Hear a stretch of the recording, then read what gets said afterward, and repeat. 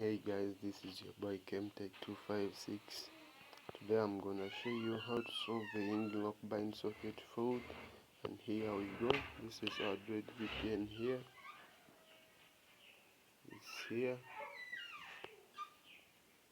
Then we click into it. As you see now, it's gonna bring ing-lock bind socket failed. As it says now, ing-lock bind socket failed. Then we go to the app, we click it, then app information, then we force stop it and also clear the cache, and that's it. Then you come back, open your Droid VPN, start connecting. That's it guys. Subscribe to my YouTube channel. Yes,